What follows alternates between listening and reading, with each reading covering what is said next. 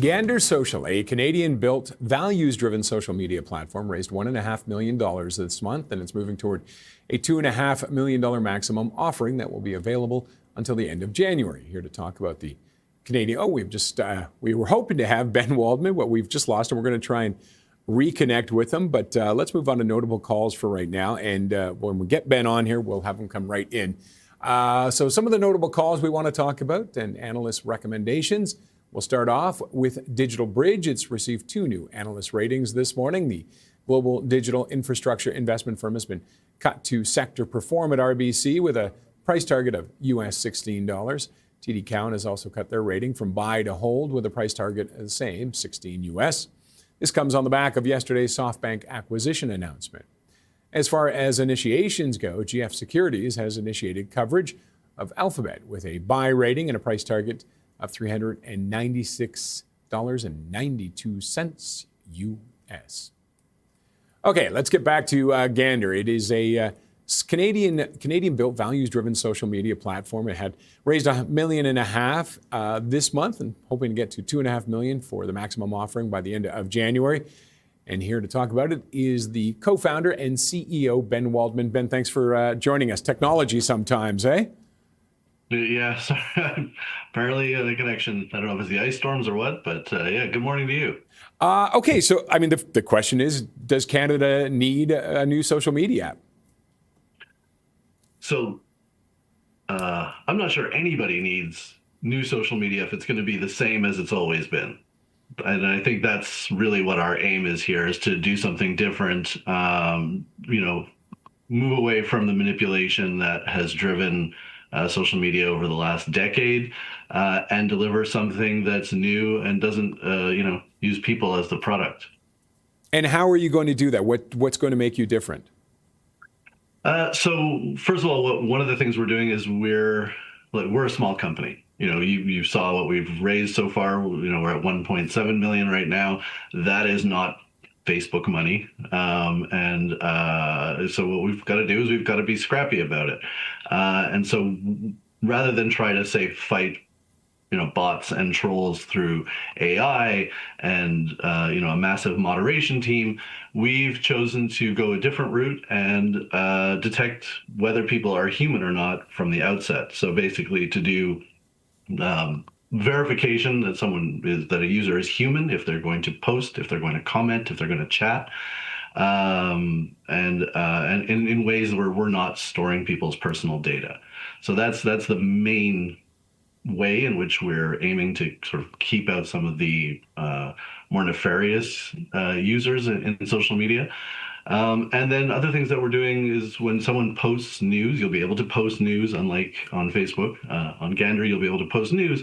However, that's going to come with a media bias and fact check alongside it, so that users can actually see where someone's content is leaning and how well it's fact checked. Oh, hi, it's Paul Harris, Ben. So is that what you mean when you say it's value-driven, because you're trying to think about it very differently? Maybe you can speak to that specific word that's used in your stuff. And the other thing is it easy in this environment to raise money for something like this? Or can you maybe talk a little bit about that part of how that raising money for a small company like yours? Maybe you can give some insight into that. Yeah, sure. So as far as the values side of things, part of the things, something that we've seen over the last little bit is, we have laws in Canada. We have a charter in Canada. These laws are not respected on a lot of the major platforms, and so we aim to make sure that our local laws are enforced in Canada. And once we get to expanding, the same thing there. The other part of the values here is to make sure that this is accessible to people, to make sure that, we're doing things like I talked about, protecting users from misinformation, disinformation, from bots, trolls, etc. As far as the raising money, it's funny, when we started this out, we went down the VC route, starting to speak to early investors. And what we found was that finding alignment was difficult. And understandably, in a competitive market like social media, people are looking for that unicorn that's going to grow fast and what's the exit. And that's not really what we're doing here. We're a benefit company. We've incorporated in BC as a benefit company, so we're tied to a mission for public good and profit. That doesn't appeal to everybody, and not everybody is that kind of investor. And so we ultimately realized that the Canadians who are supporting us and who are interested in this and something different, those could be our best partners in this. And so that's why we've chosen to go with equity crowdfunding for now. And maybe social impact investment will happen down the line. Who knows? And how many people have you had invest so far? I think we're nearing, and don't quote me, but I think we're nearing like 2,200 people right now. The investments are anywhere from $255. We've seen people on average around $8,000 or $10,000 on average. I mean, there's many people at $255, and then a few at $35, $50, that kind of thing. Yeah. So Ben, I assume that you're like other social media platforms, your kind of revenue will come from advertising. Is there other kind of ideas that you guys have to increase revenue, or?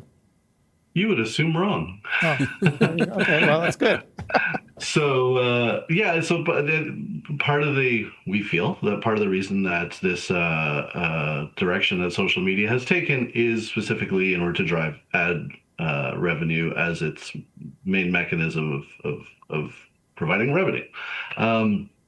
And that means more eyeballs. It means algorithms that keep people addicted to hate, to division, to dopamine, and all of that. And so we're taking a different tact. We're not pursuing advertising, certainly not as our main means of revenue.